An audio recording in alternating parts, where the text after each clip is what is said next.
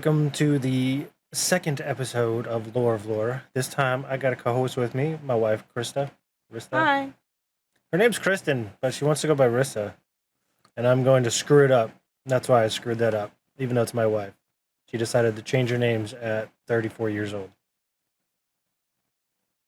Uh, so today we're going to be going through the episode 1 of House of the Dragon that just came out. It's based on the book by George.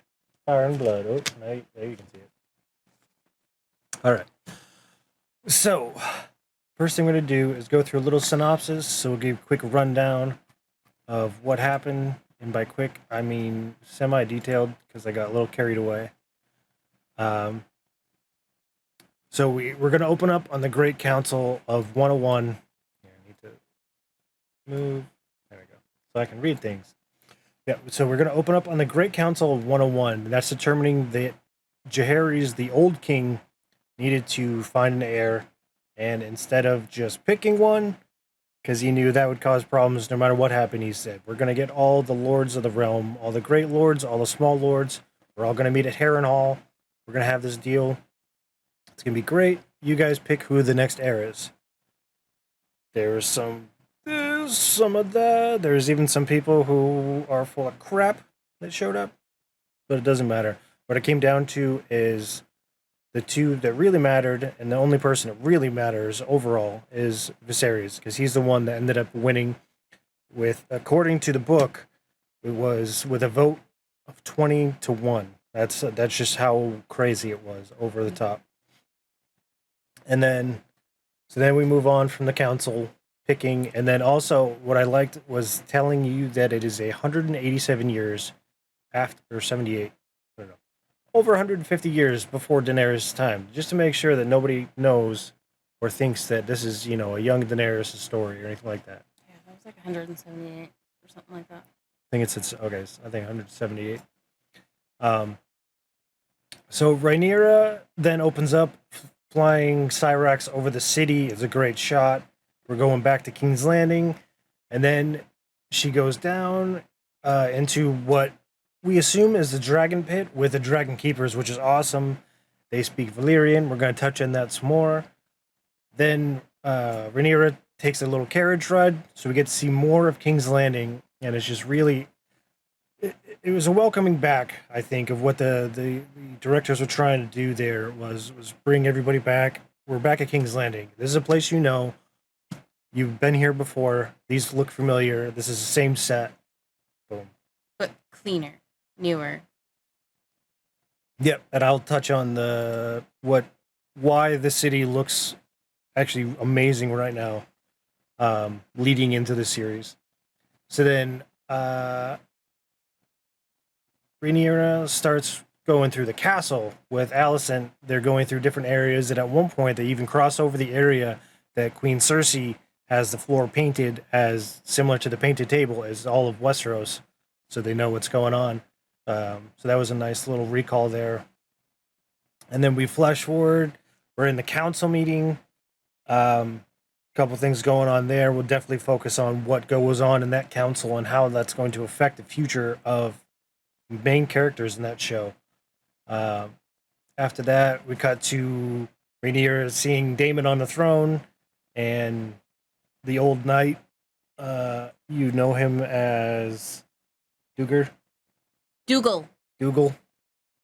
from Outlander. All right. Series. I forgot to look up his name. I was supposed to do that. Here, look that up on on your iPad. Because he is a name character. He is, and actually a really good warrior. They probably won't do too much of that in the show because it is the Targaryen show. But, Dougal coming in being like, good God, what the hell's going on? Because Daemon's sitting on the throne. Like, you don't do that. So then they have, Daemon Dougal and... McKenzie. That's not his real name, sorry. Graham McTavish. Yeah, but what's his name in the show? Oh.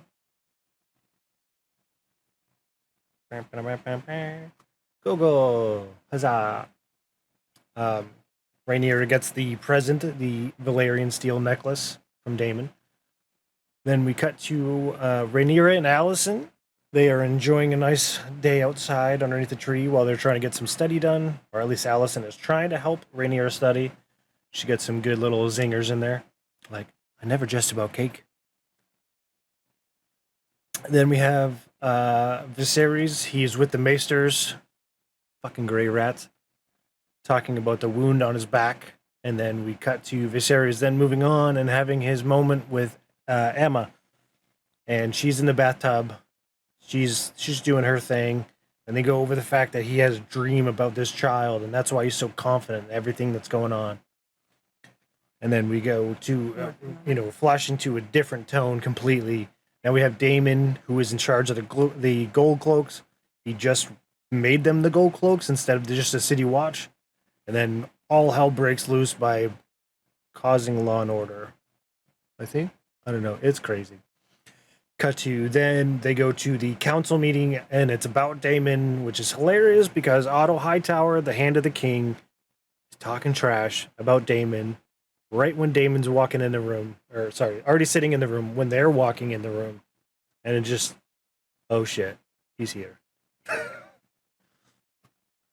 Then we cut to Daemon in the brothel with Lady Mazaria, who we probably will get the nickname of Lady Misery. That's his paramour as of right now. Harold Westerling. Oh, Harold Westerling. Yes, Sir Harold Westerling. He's the old knight at some points. He won a tourney to get his white cloak for Viserys, I do believe.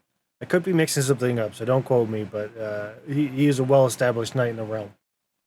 But yeah, so Daemon has his troubles with Lady Mazaria, and then we cut to the next area, which is the tournament and the birthing bed.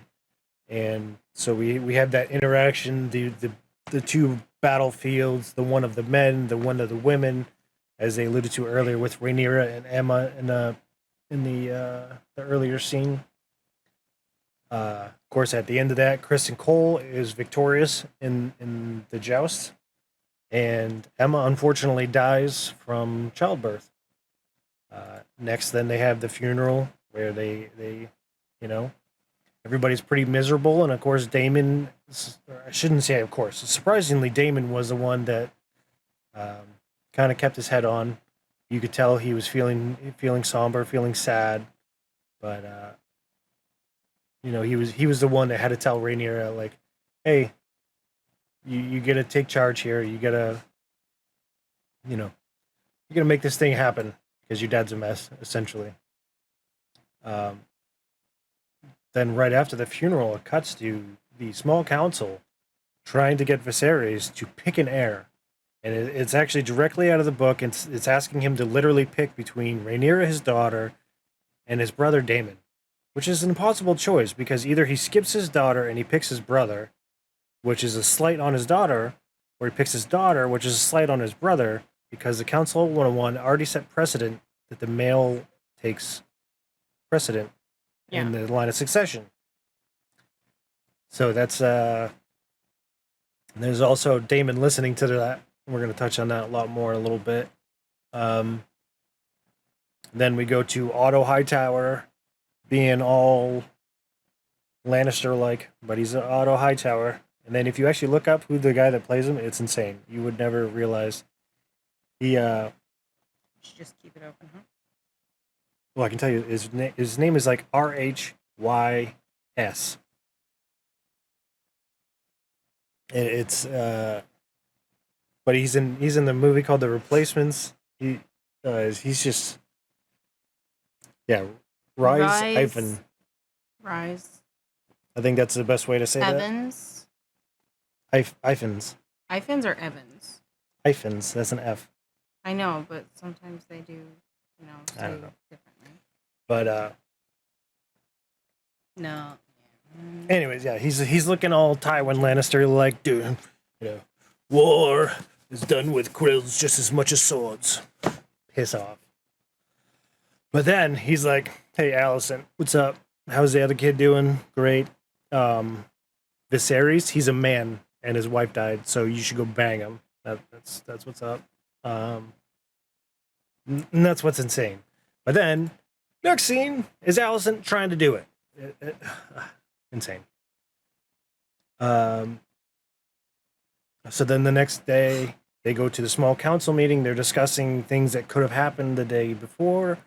Otto is relaying the story that Damon was in a brothel celebrating that Balon and Emma had died, and gave the nickname to Balon the heir for a day, which, whew, It's messed up.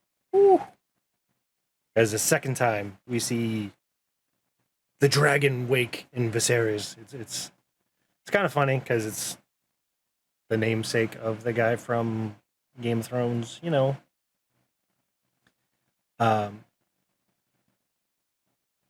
So then they pull Daemon into the throne room. You know, I was gonna say Jaehaerys. Jaehaerys is dead. Viserys goes off on him. Daemon does his piece. They separate. You know, Daemon goes takes his dragon. He's gonna go for a ride with Lady Marsaria. Boom. Peace out. I can tell you though, he's not going to Ruinstone to his, what do they call? What does she call it? The old bronze bitch, which is again a book quote, but he refers to that in the show as well. Old bronze. And then we have the scene where you're in front of Balerian's skull, where we have Viserys and Rhaenyra talking about who's going to be the heir and what that entails, which of course means the secret of Ice and Fire, the Song of Ice and Fire dream. And it ends with all the great lords giving fealty to Rhaenyra as the heir of Viserys. So, I mean, all in all, great episode. There was a couple times where I was like, damn it, they changed some stuff around, but I was actually wrong. I went back into the book. I checked that section out, and I was wrong. I was mixing up stuff. They were very true to the book canon. They did change some ages around, so we're gonna kick things right off with this part. Alicent Hightower is 10 to 15 years freaking older than Rhaenyra. Rhaenyra is supposed to be like 8 years old, but they aged her way up and they aged Alicent down. So it's not as weird that they're best friends. There's a lot more to it. She's like supposed to be 9 or something. 7. 7? Oh, I thought they said 9. She got when she was 8, she was awarded the heir to the throne. They're not supposed to be friends. I'm gonna say it. Alicent came to King's Landing with her father, because he was the hand of the king. He actually had her read stories to King Jaehaerys before he died. It was actually something, and Jaehaerys was weird about it because he was dementia, and you know they don't call him the old king for nothing. He was out there. And he died while she was reading to him. No. In the book, it said that. Oh, I don't know. There's some. Everybody dies. Every single person in this book dies. Do I know why? I know that for a fact because it ends 100 years before Game of Thrones, and nobody's still alive except Bloodraven, but he's not really alive. So maybe one person or tree thing. Killjoy. Okay. So I really like the Great Council. I ran over it a little bit before. So really, what it was Jaehaerys knew if he picked his daughter, which I was gonna say I need to look up her name, but I can use the cheat sheet. Okay, it is Rhaenys. There's so many names that are so similar. I just want to make sure I say them right. Oh my gosh. So he had to pick between Princess Rhaenys and Viserys. The precedent had already been set that you should have a male heir, but then there was a question of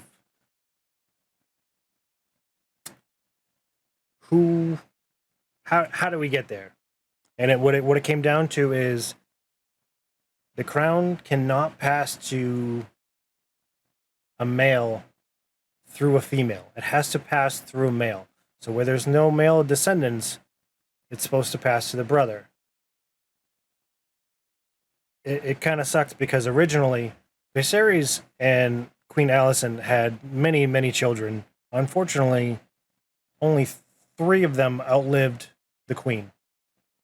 A lot of them died as young children. Some of them died violently in the streets of King's Landing, drunken horse races, crazy stuff.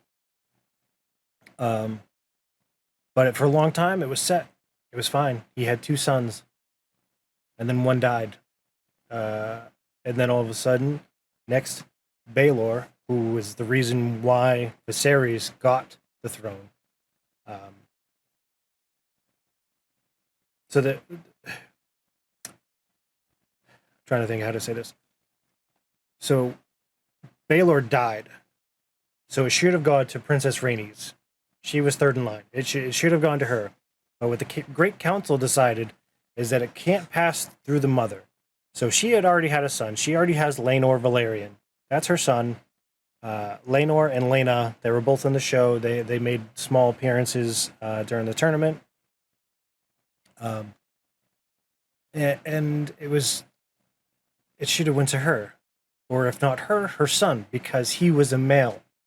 But the Great Council decided that nope, it can only pass through a male heir.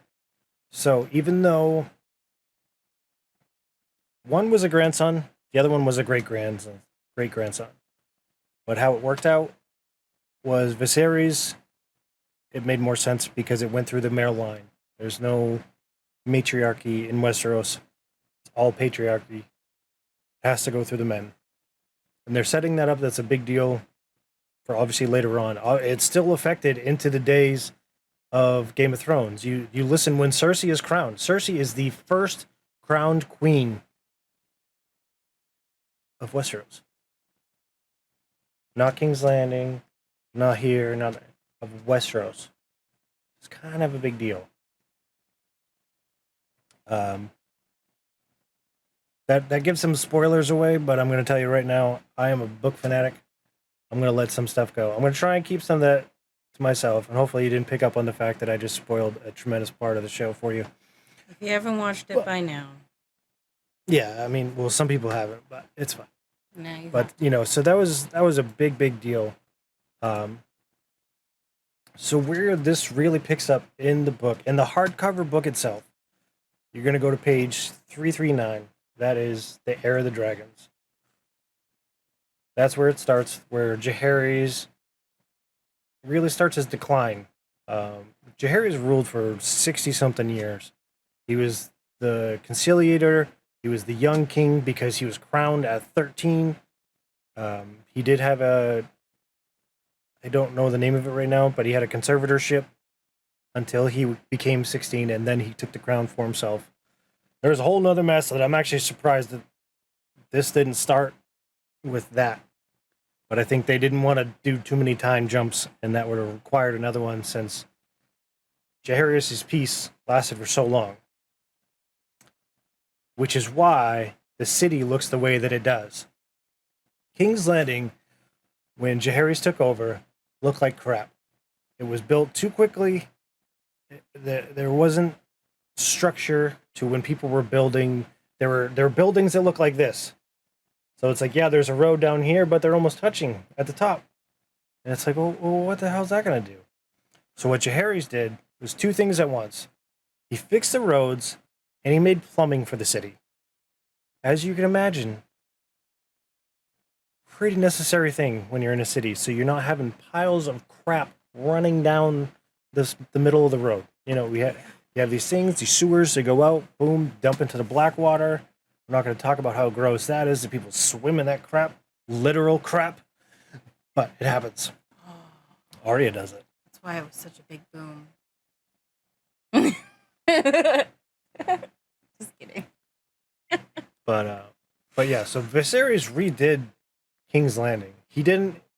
What he wanted to do, what he wished he could have do, was going to knock the whole thing down, and then start it over, build from scratch. And, excuse me, had some structure. So it's like, okay, we got this road here, we got this road. But then so he did what he could. So he took the mud road, he paved that. He took this area and he's like, this looks like a little bit of a track that people use fairly often. Okay, well, this is now the God's Road. This is now the King's Road. And he made 7 gates around the city. Of course, it's supposed to signify the 7 gods of what the hell they call it? The 7? I don't, whatever. Their religions are sometimes The faith of the 7. the light of the 7, Light whatever. of the 7. Craziness. Crazy. But that's why, that's why I wanted to touch on that. I want to talk about the fact that Jaehaerys did so much, but there was such a peaceful time, and that's actually brought up during the tournament. But I don't want to skip too far ahead. I'm still looking at my bullet points over there. But yeah, we cut to, we don't have a real opening scene. They didn't do the opening credits yet. That hasn't been done. It will be done next week. That has been confirmed. So that will be interesting. We'll see what kind of theme we get. Rajman Dawadi, I think I said that name really bad, but he's just fantastic. He's back at it again. He's the same guy. Even if you pull it up, I'm not gonna be able to say it. It's how it's spelled. I can't say that word. It's hard.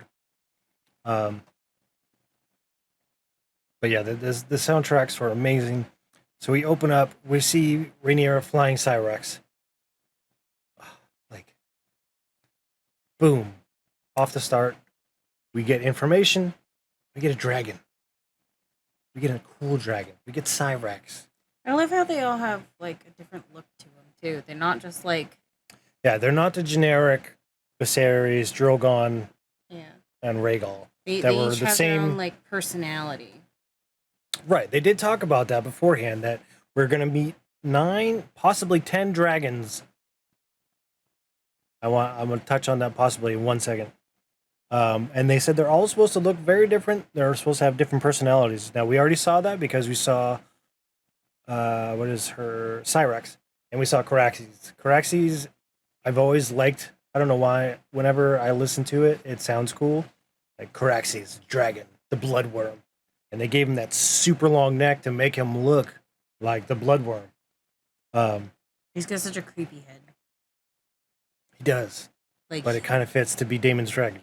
It does. He definitely fits his master or his human. So the possibility of the +1, I'm wondering if, because I've seen different numbers, I've watched a lot of videos on people that have access to a lot more information than myself. There could be a 10th dragon, but I'm saying there could be an 11th if you're counting Drogon's skull, because that should hella count. Because that was Viserys' dragon. They didn't talk about that at all, I don't think. But essentially, Viserys, he claimed Drogon after Drogon went on an adventure with Arya, which is a terrible, terrible thing. Everybody believes that Drogon took Arya to Valyria. And when she came back, she wasn't right. She had little wormies coming out of her, and she died real quick. Drogon took Arya Targaryen, and she decided to try and claim him. Viserys claimed Drogon after that. He rode him around the city. I believe he flew around the city 3 times, came back down, and that might have been the only flight that I didn't realize Viserys there was more the than First. one Drogon. No, that's just one Drogon. Yeah. Nope. So I was Valerian. gonna say. Valerian. I was Valerian. gonna- Valerian. So I was confused. Goodness. I mean, they're the same damn dragon. For all intents and purposes, they're the same damn dragon. Or they're going to be eventually. Valerian. So, Valerian the Dread took Arya Targaryen. She tried to claim him. Questions of whether Drogon, or did it again. Valerian just claimed her, really. And she actually disappeared for a year and came back. And then there was secret talks of what possibly happened. Septon Barth had a super secret diary. He had a secret diary and a super secret diary. And this was in the super secret diary. talking about the horrors that came out of her body, and it was crazy. Plus the fact that Balerion himself had a giant cut going down his side and damage to his wings. Balerion, the biggest thing that ever lived, was injured wherever the hell they were. So that's Jaehaerys being read to by Allison. That's on page 351 of the hardcover Yeah, copy I of was Fire looking and to Blood. see how old. Sorry, so she was 15 when Jaehaerys died, And that's in 103. and she was born in 79. Who? Rhaenyra, Rhaenyra? princess Rhaenyra. Yeah, she was born in 79. No, Rhaenyra was not born in 79. Rhaenys was probably born in 79. Oh, 97. Sorry, 97. And it's what year when he dies? 3 is when... 103. Right. But you got to remember, in the So beginning... Hey, they're 11 years different. I just want to do the math. And the biggest thing is, so they do the council. 172 years before. So, you know what? F it. We'll get monetized again. I can't play the sound because that gets it pulled down the quickest. But I can show you guys. Boom, change the scene. Why are you not full screen?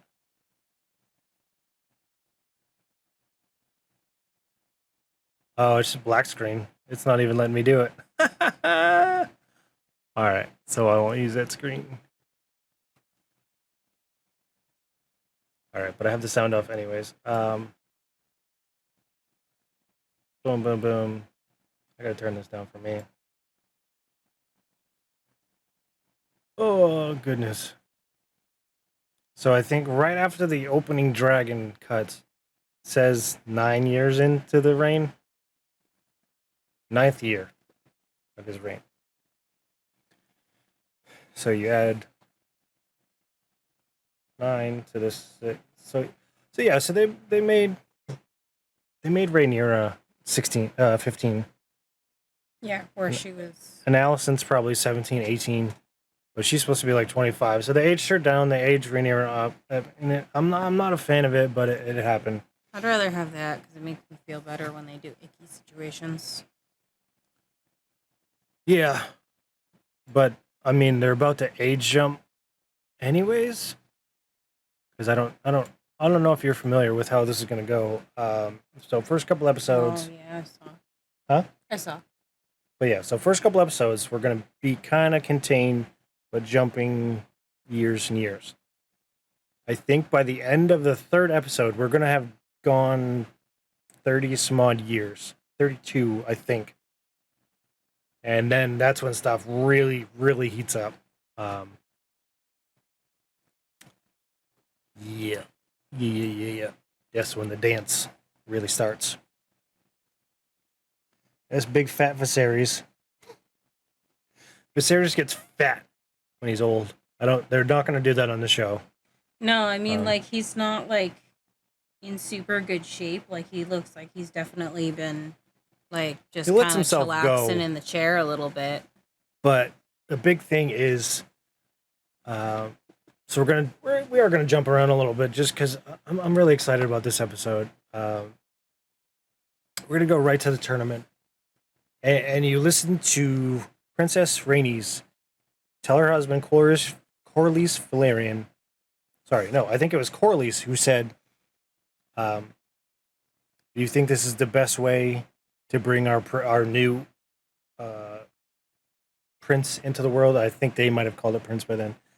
And Rhaenys goes, "This is the only way they know how, because it's the same line that Catelyn gives to Renly's troops. You're the Knights of Summer. You don't know what's up. You guys have only known peace." Yeah. So when all of a sudden all hell breaks loose at the tournament, and it's like, oh damn, some dude with a Stark banner got his face smashed in. Well, see you later, that guy. there's a couple others. I specifically remember the Stark guy getting his face smashed in, but it's a it's insane because you're like, this is a tournament. This isn't war. This is a tournament. Why are these dudes literally killing each other? What is up? And and Rainey's is just like, they don't know what's up, and it's a little weird coming from her because it's like, you didn't fight, have to deal with really wars. You weren't old enough to deal with Magor. That was Jaehaerys' deal, and that was long before Rainey's was around. That's Rainey's, and so for her to say that, it's a little bit off, but at the same time, it gives you the Catelyn vibe because it's like, you guys don't know what's up. Your summer's nights, like that. That's why you guys are all acting the fool. Um, but also a reason why I could have been fine with it. Daemon was there, and Daemon's like, "Who gives a shit? It's a tournament. I'm going to fight with my Valyrian steel sword." Yeah, don't worry. You guys use blunted weapons. I'm going to use my Valyrian steel sword. What the hell?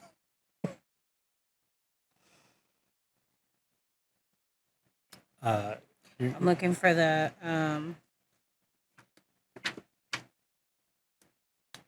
tournament. The for Kristen Cole's tournament. Yeah, they touch on it. Yes, they do. So mainly what they talk about is that Rhaenyra. Would you like me to just kind of go over it? I like having it in front of me, but yeah, go ahead. Okay, so they did change the time of this tournament slightly, not by a tremendous amount, but the outcome is the same. Kristen Cole comes in and wins, and he beats Daemon, Prince Daemon Targaryen, while he is wielding Dark Sister. That's a book thing. He used a Morning Star, so that's what that was. For those of you who don't know, it's a little handle. You got a chain that comes off of it, and it's got a ball with barbs that come out of it. And he was able to wrap that around the sword and pull it out in the book. In the show, he kind of tackles him to get rid of the sword, but maybe he did it. I don't know. It was. I mean, what a fight scene! You compare that to Game of Thrones season 1, and what I talked about when we did the podcast about the trailer was hoping that people weren't going to be too worried about the fact that Game of Thrones had a giant budget by the time it was done. Now, is this show going to start with a giant budget, which it ended up doing? Because if you compare this tournament to any tournament in Game of Thrones, I mean, this wins. The shields just shattering off their arms. I mean, the sounds, the sounds, the sounds of the hoofs beating, the swords clanging, dragons roaring. Oh wait, that was Viserys' dream for his son. Oh shit. Whoops. So all those things. So we're going. I was trying to segue. I think it kind of worked. So when Viserys is talking about the dream he's having, or the dream he had for his son, for his heir, and Emma's going, I can't do this again. We've had stillbirths. We've had the kids die in the cradle. I'm done. I can't do this again. My body can't do it again. My brain can't do it again. We're just done. And he's like, no, you don't have to worry about doing it again because it's going to be my son. I had a dream that he was born with a crown, that he, here, let me find it so I can get the exact quote. Where is it? So, Rhaenyra council meeting. This when he gets his wound.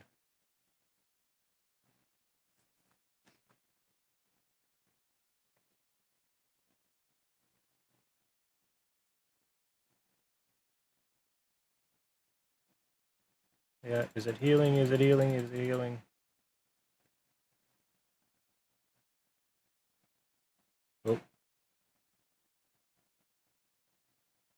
So let me see what this is.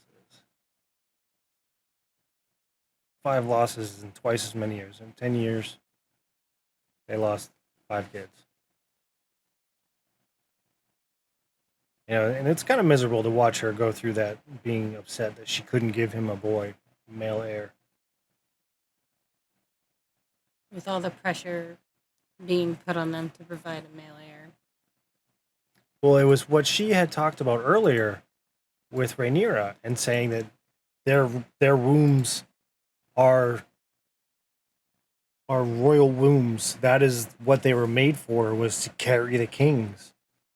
And it's like that's just crazy. Okay, so I'm at the part now, so I'm just gonna read it as I see it. It was clearer than a memory. Our son was born wearing Aegon's iron crown.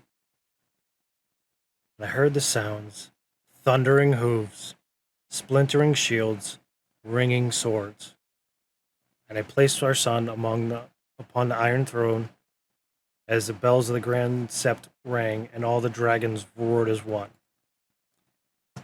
So, And the we face got she the just makes. we got the hoofs, the shields, the swords, dragons roaring. I've seen a couple interpretations of that. The dragons didn't roar as one, but Cyrax roared at the funeral. Daemon roared. Daemon is a dragon. Daemon roared at the tournament, and Caraxes roared when he left the city. So that could be that. And it was probably off screen. There's a good chance that the Citadel, not the Citadel, the Starry Sept, I think it was back then. No, I think that's gone by now. I thought it was the Starry Sept. Hold on. It literally said it in this clip.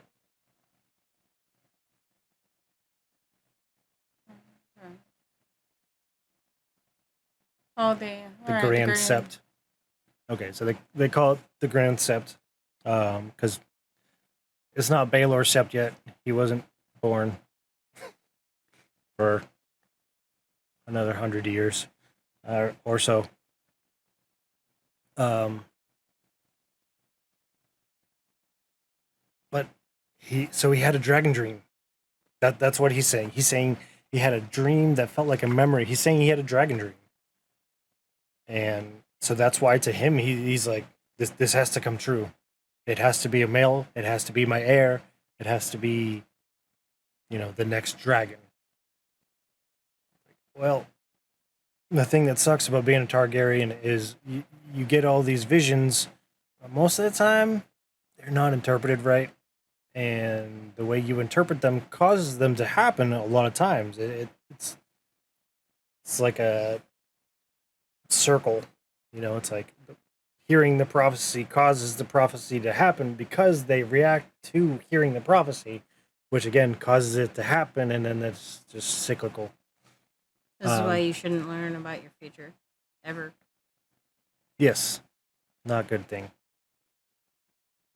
So we have that. So let's go back. I touched on it again. Viserys has a wound on his back, and it's clearly infected.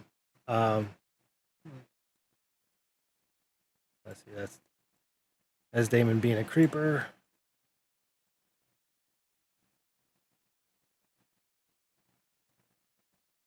Trying to find it. Here it is. Boom. They're trying to find similar cases in books. See, but here's the weird thing. So, there's always been a conspiracy that the Maesters killed the dragons. The Maesters hate the Targaryens. Maesters have been around before the Targaryens were. The Targaryens took them in and made them a part of their culture, trying to help blend when Aegon took over the Seven Kingdoms. That he wanted to not just come in and say, "This is how you live now." He said, "Oh, this is how you live? Okay, continue to live like that, but be nice to everybody around you. You can't fight them anymore unless I say so, or there's going to be some problems because I'm the king." And the only issue the Faith had with the Targaryens was the whole incest issue. That wasn't the only problem they had.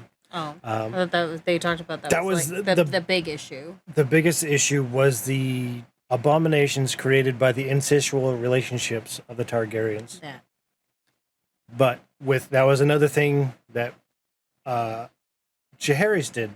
Jaehaerys worked with the faith and got the doctrine of exceptionalism approved. So what that is, so he married his sister. Queen Alicent was his sister. They were attached to the hip since they were, knee high to a grasshopper. I don't know. It's a reference to The Office. Thanks. Uh, knee high in a grass. mm, Um, they were always together, and they ended up secretly marrying each other at Dragonstone at the age of 13. Or sorry, Allison I think was 12, and Jaehaerys might have been 14. But they didn't compensate. They didn't bang. There we go. I can say that. Consummate. There we go. They didn't consummate the marriage, which was a big deal. But long and the short of it, all that got taken care of when he was older. The High Septon was like, "Yeah, we're cool with it." All the Archmages were like, "All right, cool. Everybody's cool. We're good now." But these gray rat mofos. I'm looking at this scene right now. The king has been under heavy stresses, blah, blah, blah, blah, blah, blah, blah. I don't care what this fool is saying. Jaehaerys is the patient. Sorry, Viserys is the patient. Why is he talking to Otto Hightower? He is not the goddamn patient. Stop talking to him, gray rat. We're at 15:12. For those of you that want to jump around with timestamp, this is a little late, but I'm gonna be doing timestamps from here out. And you look at it and you go, why are the maesters going, we need to send a biopsy essentially to the Citadel so that they can look at it. We need to do more research in books and see if it's still if there's any more information in the books that can give us advice how to allow this to heal. And then out of nowhere, younger Mister's like, you could do what you probably should have done from the start and burn it, cauterize it. I don't know. And then the Maester Malos, Arch Maester Malos, or no, Grand Maester, not Arch, Grand Maester Malos.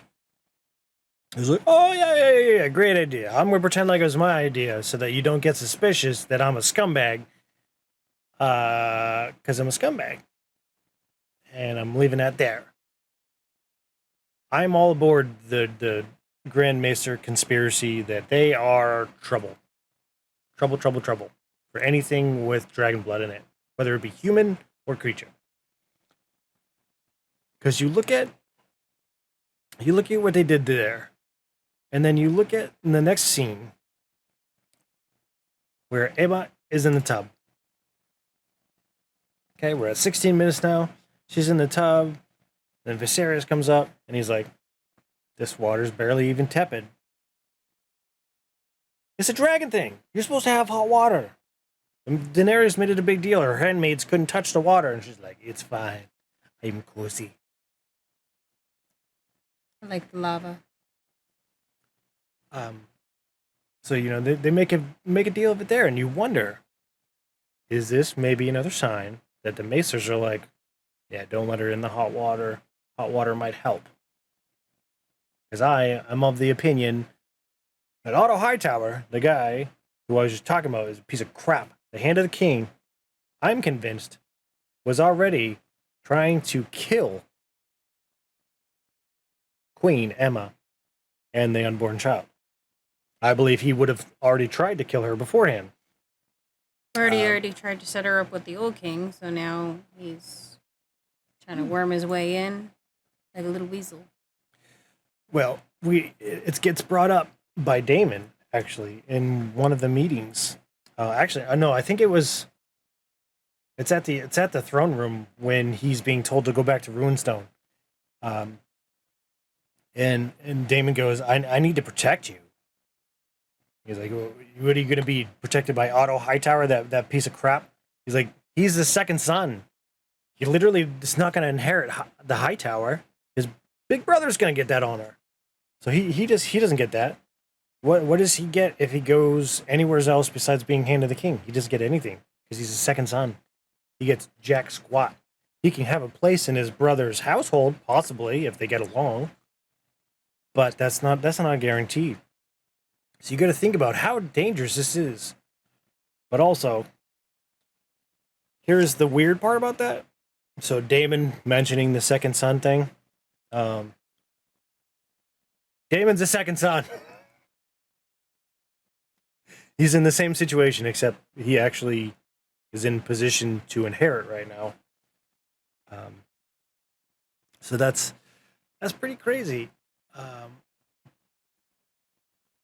That I think that's really going on. So then we skip ahead and we watch Kristen Cole beating ass. This starts around 38 minutes, right around 38 minutes.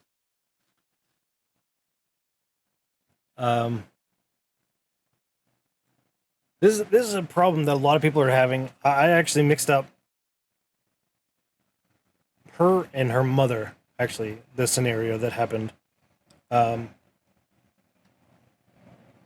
So the scenario that I mixed up doesn't matter. The biggest problem that everybody has. So Viserys was asked by the Grandmaster. You know, you have to make the impossible choice. Either both of them are going to die, or one of them's going to die. Allegedly. According to the Maester, that just talked about all kinds of stuff, and Viserys already was like, yeah, you wouldn't want to have the Maesters quote anything without looking at 20 books first. He's like, no, it's going to be a son. He's coming then. And he was right. The Maesters are wrong. So, Dragon Dreams for the win. But it was the fact that Viserys didn't say nothing to Emma. Like, I feel like once she was told, like, you're gonna die, like no matter what, you were dead. And that's one thing that I did notice. We want to make it very clear. There was no option of her living. She was dead. It was a question of whether they could try and save the baby or not. A lot of people were confused. I've been seeing reports all day saying, why didn't Viserys give her the choice? She would have chose herself. Well, that wasn't an option. She didn't get the opportunity to choose herself because she was dead. She just didn't know it yet. And some even have that like sense, like, if I'm not gonna make it, take the baby. Well, that's the thing too. You think about that bathtub scene and how emotional she was about not giving him his male heir. I'm positive that she would have, even knowing the situation, been okay with it. But I think they went with this decision solely for the fact to show that men make the decisions, the women just deal with it. Like, cause how messed up was that? I'm gonna hold your hand. I'm gonna caress your face. This wet nurse or whoever it is, maybe a septa on the other side, is gonna hold your other hand. And then these two old dudes are gonna come down, grab your legs, and yank you down the bed. Oh, and then they're gonna pin you to this bed and not tell you what the hell's going on at all, and then wonder why she's struggling. Like, if you would have just told her, yeah, she would have been in pain and she would have screamed out. But I bet you she wouldn't have been nearly as much of a problem to hold down while you're trying to cut into her. Yeah. And even like where it's frozen right there, she's no, I'm scared. Like, tell her what's going on. Well, that's just the thing. It's like, you literally you didn't say it. I mean, we do see that it does clearly affect him because afterwards, she dies. She's dead on the birthing table, the birthing bed. There's nothing there. It's actually cutting right now to Damon falling off his horse. Actually does a good tuck and roll. Nashiv. And then calls for Dark Sister, because why not? We're only in a tournament.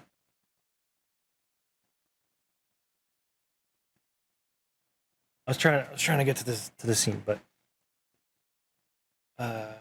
so I'm gonna keep that playing and try and talk while I'm listening. Viserys is holding Emma's hand. Now it is weird because I'm saying Emma. Her name is Amma. So however the hell you want to say that, it's easier just to say Emma because that's what it sounded like they were saying. Alma, maybe. Like Anna. So now they're really using the dichotomy of the birthing bed is a woman's battlefield versus the battlefield of a tournament of the male line. And somehow she's still alive, even though she would have lost so much blood. It didn't make sense for her to still be alive in that time period. C-sections were a thing, but I mean, it was a death sentence. It was only to try and save the child. So it was a real thing, even far back. But it was, it was fatal. It was a last-ditch effort. Organs out. Like, they literally plop your organs on the side of the table and trying to during a C-section. I watched your C-section. That's not what they did. They did with my friends. This is where Daemon's shouting right as the babe is pulled from the queen. And the baby's crying, and he looks up. And, that was it. He looks up. But then Daemon's like, I celebrated too much. And then he got pinned down. Boom. Kristen Cole. I don't need no fancy armor. I got my basic stuff. Yield, you silly nosed son of a gun.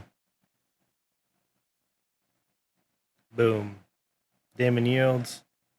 Come on, cut back. He's like Bjorn meets Legolas. With a big nose. Here was the section I was talking about. Now you look, that shows her hand. Clearly she's gone. He is still fixated on her. He's holding her hand. Cuts back to the scene where Kristen Cole asks for the princess for her favor. And this is where she's like, Kristen Cole. Although he is a very weird guy. So he's a Dondarrion. His family comes from the Dondarrion household, which is a Stormlands house. He's a Dornishman. It's a very, very uncommon thing. Yeah, and in the book, with his pale green eyes, coal black hair, and easy charm, he soon became a favorite of all the ladies at court. And so, you did find the tournament. So this is at something with a B, right? Fire and Blood? No. The location. Something with a B. I was going to say Bitterbridge, but that's Game of Thrones. There was... This is still in... Whenever Kristen Cole won his tournament, it was not at King's Landing. That was my point. Oh, where it was. You don't have to make the sounds. I don't care. He gave 7-year-old. She's supposed to be 7. Yeah, I told you. It was messed up. When he won the melee held at Maidenpool. Okay, Maidenpool. That's in what it honor of King Viserion's ascension. See, yeah, so they changed a couple things. I was actually really happy you found that actual passage. So they changed the tournament. The tournament was supposed to be for when Viserys ascended, not for his heir, and hopefully it happened at the same time. The storyline, I don't have a problem with it because it worked out with the dichotomy they showed, with the birthing bed being the woman's battlefield. And showing that even there, seems like the women don't have a choice, with her being so distraught that she couldn't give him a male heir. And then when it came down to it, he made the decision to try and save his child, which happened to be a Save one son. life by taking another. But here's what I was getting at before I kept jumping back and forth. Maester comes over, is like, it's a boy.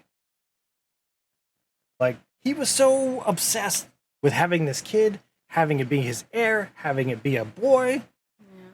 And he's like, I kind of don't care. Like, good, it is a boy, but my wife's dead. But something I didn't actually catch the first time through was, oops, Daisy.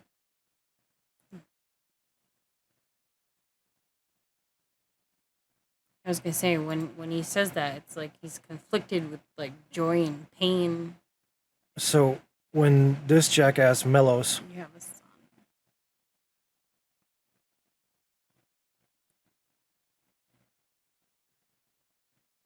a new heir.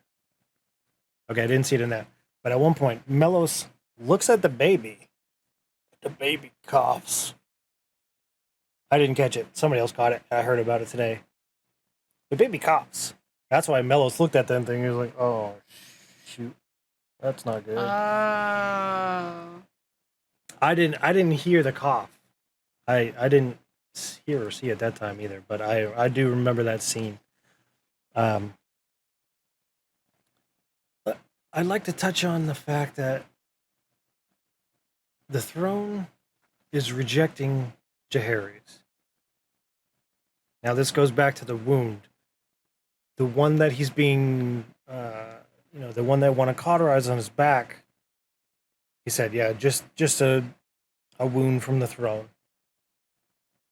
Well, that throne is supposed to be an inanimate object, but it is also a character. It's still a character that somehow has a mind of its own, and if the throne rejects you, the third king of Westeros, so it went Aegon the Conqueror, then it went his first son, Aenys, and then Aenys died, and his...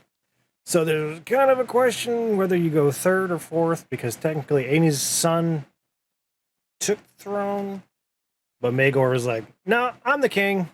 And that kind of happened. But Maegor, when he died, he was found on a throne. People are unsure whether the throne killed him, whether there was a faceless man, whether there was some other kind of assassin. But Maegor was killed by the throne. No, we're almost done. But the fact that the throne has now cut Jaehaerys twice, because it cut him after he screamed at Daemon.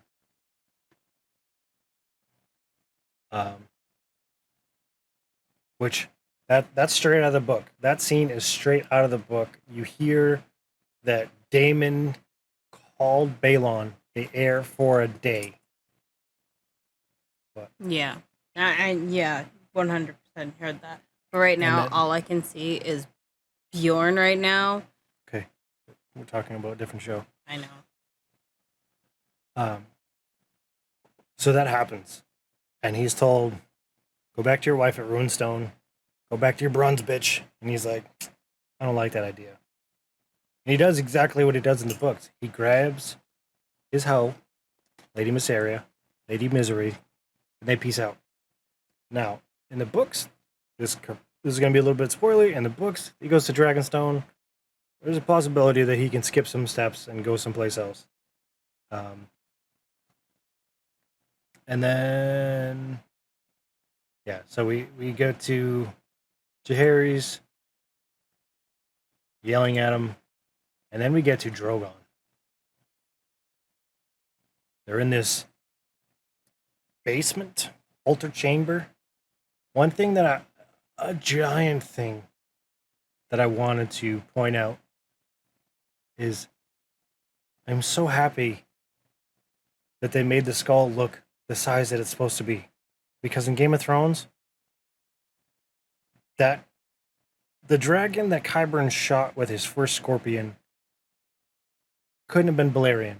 Because Balerion was supposed to be able to swallow an oryx whole, which is essentially a cow.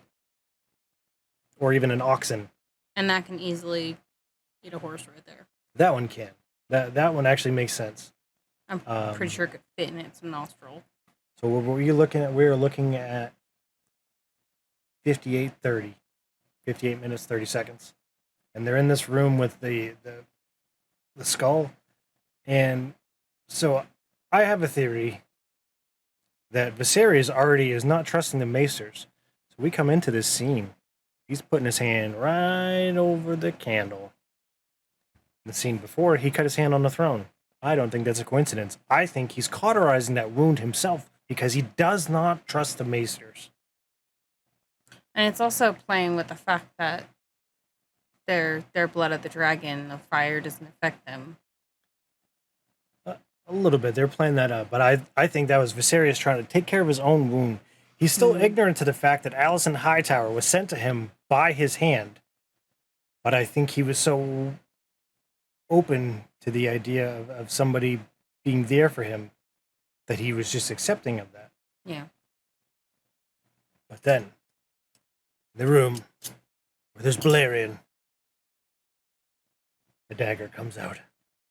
It's actually in this whole episode. I pointed it out to her several times when we're doing our little quick skips. So yeah, if you didn't notice, this is the same dagger. This is the cat's paw dagger. Obviously not this one. This is a keychain. But this is what kills the Night King. So, Spoiler alert. too late. If you haven't seen it, nobody cares. Honestly, if you haven't seen that episode, doesn't matter. Just watch till season 5 and stop. Maybe a couple episodes into 6, but not much past that. But so I know you would not have heard this yet. I want to make sure this is widely known. A lot of people see this as uber cheese. They're like, really? It's got to pull out the dagger. It's the Song of Ice and Fire. Well, I got news flash for all you people who said it's all cheese fest. That plot line came from GRRM. Most people call him George R.R. Martin. So, anybody that's like, nah, that's not how that would have went down. Yeah, it is. Because the guy that wrote all of it said that's how it happened. It actually makes way more sense than Aegon's like, I see something to the west. I'm going to make it mine. Like, why? He had a chill life. He didn't have to make it way more hard, like going to war and burning people and melting castles. But if you had a dragon dream, pretty good reason. We go to the very end of the episode, and boom. Oop, I skipped to the credits.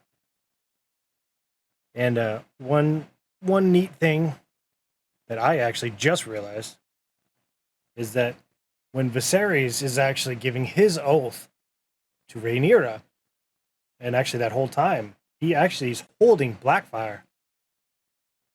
So that is the king of the Sword of Kings, or something like that. And it's 1000% a George stole that from Lord of the Rings about Aragon's sword. It has 12 different names. But the Shards of Narsil, there's a king, the Sword of Kings. Same concept with Blackfyre. That's why the Blackfyre Rebellion started. That's probably season 4. But it's actually cool. So if you get a still shot of Rhaenyra with her gold pendant, so it has the big Targaryen symbol in the middle. But then it's got like the Tullys, the Starks, the Lannisters. Who else do they have? They had specific ones. I saw people break it down. So they had the Tullys, the Starks, the Lannisters. They didn't have the Tyrells.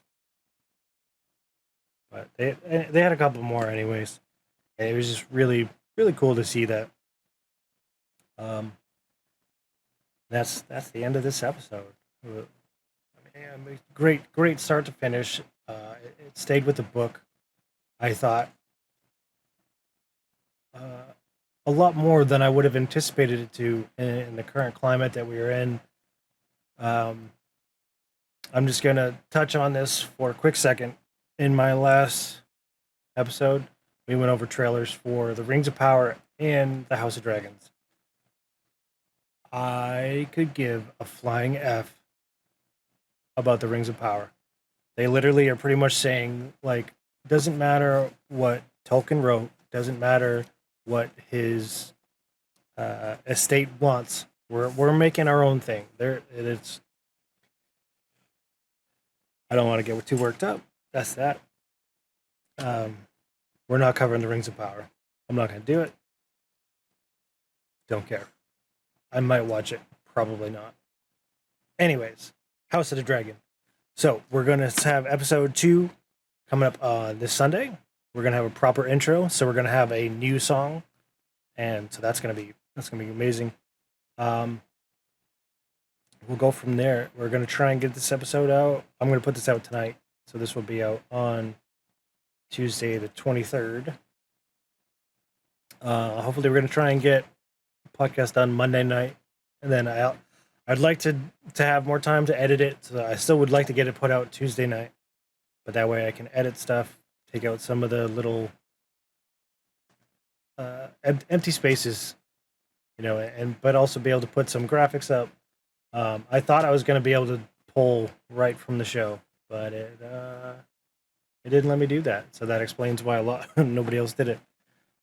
I was just not going to play the sound, but maybe I can play the sound. I'll try that next episode. We'll pull that up and we'll use the sound bits. That'll be a lot better than me listening to it, repeating it, and then trying to give it emotion while listening to the next line at the same time. It's just no bueno. But already, do you have anything to add? Nope. All right, so this is gonna be her job. She's gonna be part of this with me now because I couldn't convince anybody else to do it, and she lives here, and she's my wife, and so she's stuck with me. And so, Rista, I'm just gonna say Kitty. It's way easier than Rista. I'm JT. You were the one that says people would make comments. What about Rista or Kitty. about Kitty? I don't know. Whatever. All right. She's nobody. She's no one. Ah, see what I did there? Wonderful. All right. We'll catch y'all next time. Later.